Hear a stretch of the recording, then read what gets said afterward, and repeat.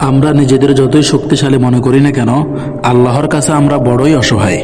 সামান্য একটু ভূমিকম্প আমাদের গর্বের উঁচু উঁচু ইমারতগুলো কাগজের মতো দুলতে দেখে এই অনুভূতি হয়তো সবার মনে এসেছে।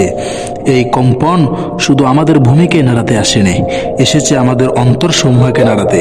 যেন আমরা সতর্ক হই, নিজেদের কৃতকর্মের জন্য অনুতপ্ত হই এবং আল্লাহর কাছেই ফিরে যাই। 21 তারিখ শুক্রবার সকাল 10টা 39 এই ভূমিকম্প আমাদের অনেকের জন্য শেষ দিন হইতে পারত, কিন্তু আল্লাহ তাআলা দয়া করে আমাদেরকে বাঁচিয়ে দিয়েছেন। সুবহানাল্লাহ।